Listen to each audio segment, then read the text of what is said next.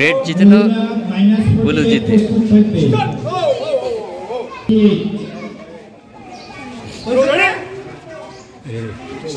খেলা শুরু।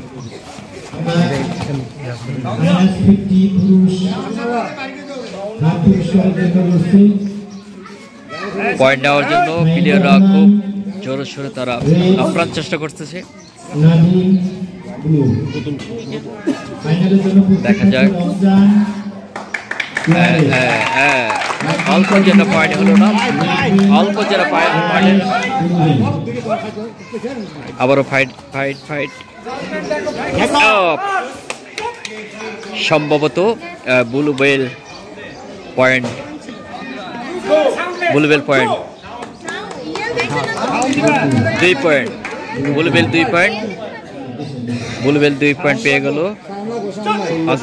হ্যাঁ, আজকের খেলায় রেফারি আমাদের চলচ্চিত্র খলনায়ক চিতা।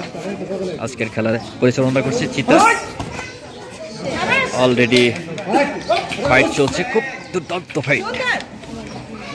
সম্ভবত ব্যাটের বাইরে গেছে, যার কারণে খেলাটি স্টপ করে দিয়েছে। হ্যাঁ, সত্যই, অর্থাৎ ব্যাটের বাইরে চলে গেলে ফাউল, সেই ফাউলটি কিন্তু রেড করেছে, যার কারণে খেলাটি থেমে আবার নতুন করে খেলাটি শুরু হবে। হ্যাঁ, খেলা মানে কে জিতবে সেই পয়েন্ট নেওয়ার জন্য মরিয়া উঠছে। দুইটা ভারতীয় প্লেয়ার অলরেডি অল্প জন্য ফাইট, পয়েন্ট পেল না। মারাত্মক ভাবে খেলা চলতেছে।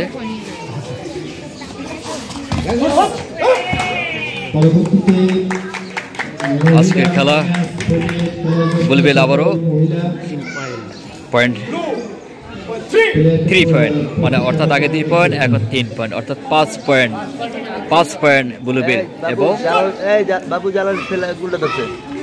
5 পয়েন্ট যোগ হয়ে গেছে ব্লু বেল। লাল পয়েন্ট নেওয়ার জন্য অনেক মরিয়া উঠছে।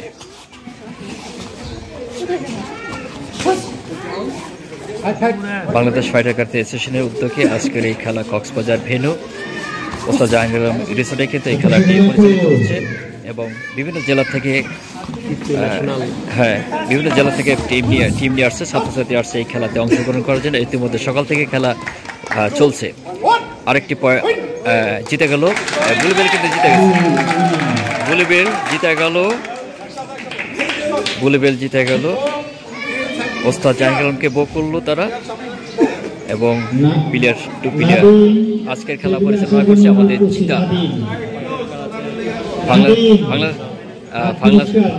বাংলাদেশ ফাইটার কার্তে একজন সিনিয়র একজন ছাত্র চিতা। S karate TV.